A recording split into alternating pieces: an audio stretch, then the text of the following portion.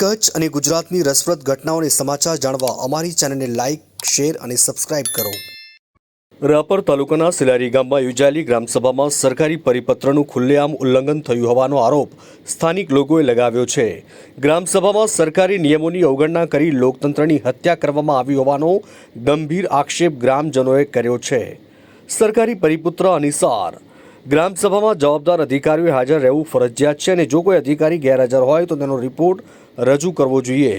આ ઉપરાંત ગ્રામસભામાં જૂથ ગ્રામ પંચાયતના મતદારોની 10% હાજરી હોવી જરૂરી છે. જો કે સેલારી ગામની ગ્રામસભામાં આ બંને નિયમોનું પાલન નથી થતું. ગ્રામસભામાં સરપંચ, તલાટી અને તાલુકા વિકાસ અધિકારી ટીડીઓ હાજર હતા, પરંતુ સ્થાનિક લોકોએ જારી પરિપત્રનું પાલન કરવા અંગે વાત ઉઠાવી તો તેમની વાતને ગંભીરતાથી લેવામાં નથી આવી. ગ્રામજનોના જણાવ્યા અનુસાર ટીડીઓએ કહ્યું કે ગ્રામસભા પૂર્ણ થયા બાદ તેમની વાત સાંભળવામાં આવશે, પરંતુ ગ્રામસભા સમાપ્ત થયા બાદ કોઈ અધિકારીઓ લોકોની ફરિયાદ સાંભળી નહીં અને તેઓ ત્યાંથી ચાલતી પકડી હતી. સ્થાનિક લોકોએ આ ઘટનાને લોકતંત્રની હત્યા ગણાવીને આરોપ લગાવ્યો કે સરપંચ, તલાટી અને તાલુકા વિકાસ અધિકારી દ્વારા સરકારી નિયમોની અવગણના કરી ગ્રામસભાને નિયમ વિરુદ્ધ રીતે યોજવામાં આવી. આ ઘટનાએ ગામમાં રોષ ફેલાવ્યો છે. ગ્રામજનો ઉચ્ચ અધિકારીઓ આ મામલે ફરિયાદ કરવાની તૈયારી કરી રહ્યા છે. આ ઘટના સિલારી ગામમાં લોકશાહીના મૂળભૂત સિદ્ધાંતોની અવગણનાનું ગંભીર ઉદાહરણ બની રહી છે.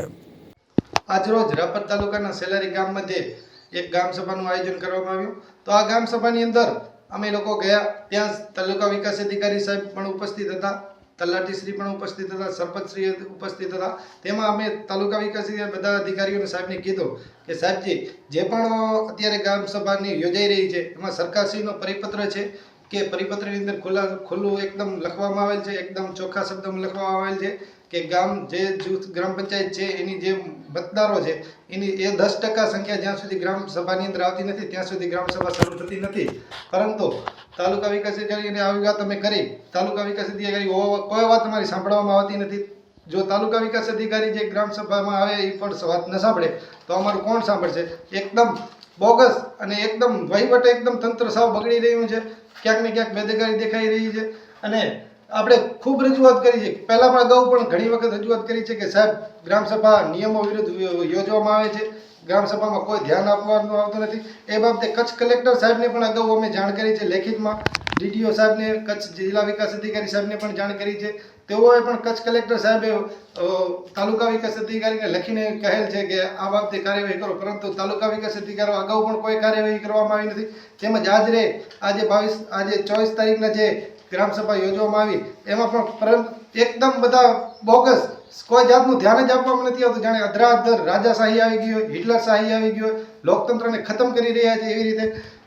પરિપત્રની અંદર ખુલ્લા શબ્દની અંદર લખેલ છે કે બધા અધિકારીઓ વીજ પુરવઠાના, પાણી પુરવઠાના કે પછી લાઇટ બિલના અલગ અલગ અધિકારીઓ, પોલીસ સ્ટાફ હોય કે અલગ અલગ બધા અધિકારીઓ ગ્રામસભાની અંદર હાજર રહેવું જોઈએ. તેમ છતાં આજની ગ્રામસભામાં કોઈ હાજર જ નથી. સાહેબને કહે છે કે સાહેબ કોઈ ગ્રામસભામાં હાજર કેમ નથી, તો કોઈ જવાબ આપતો નથી. જવાબ આપીને મનફાળું વર્તન થઈ રહ્યું છે. એક લોકતંત્રની હત્યા થઈ રહી છે. મિત્રો, આવી રીતે આપણે જાગવું પડશે. જાગશું નહીં તો એકદમ સંવિધાન ખતરામાં છે. જો આવા જવાબદાર અધિકારીઓ જો આપણને જવાબ નહીં આપે તો જવાબ કોણ આપશે?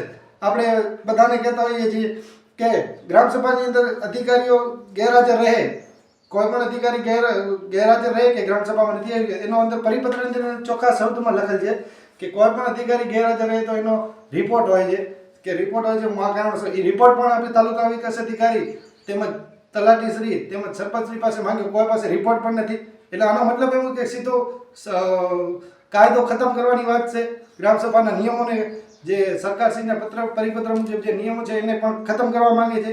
ક્યાંક ને ક્યાંક આવા લેભાગુ તત્વો, માથાભારે તત્વો જો આપણે ગામની અંદર હોય તો આપણે ગ્રામસભાની અંદર આપણે કહી શકીએ કે સાહેબ આવી રીતના પ્રશ્નો છે, પરંતુ જવાબદાર અધિકારીઓ જ કોઈ હાજર નથી હોતા તો આપણે કરવાનું કેના પાસે? ગ્રામસભાની અંદર નિયમ છે કે ઢોલ વગાડીને ગ્રામસભાનું આયોજન કર, કોઈને વાત કરવામાં આવતી નથી. માત્ર ને માત્ર વ્યક્તિગત લોકોને જાણ કરે છે કે આવી રીતે મેં ગ્રામસભા રાખી છે. આવી રીતે એકદમ લોકતંત્ર ખતમ થઈ રહ્યો છે અને નિયમોના એકદમ ભંગ થઈ રહ્યો છે. તો જિલ્લા વિકાસ અધિકારી તેમજ કચ્છ કલેક્ટર સાહેબ તેમજ ગાંધીનગર સચિવ ખાતેથી હું સાહેબશ્રીને વિનંતી કરું છું કે આવા જે તાલુકા વિકાસ અધિકારી, તલાટીશ્રી તેમજ સરપંચશ્રી જે ગ્રામસભાના નિયમોનો ભંગ કરી તેમજ ગ્રામસભાના પરિપત્રને કોઈ કોઈ પણ જાતનું ધ્યાનમાં લીધા વગર ગ્રામસભા બોગસ ગ્રામસભા યોજવામાં આવી રહી છે. તો આ બાબતે આપ સાહેબ શ્રી તાત્કાલિક ધોરણે આવા ઉપર કાર્યવાહી કરો, તેમજ આવા જે બીજા લોકો પણ આવી રીતના જાગૃત થાય એવી મારી અપેક્ષા છે.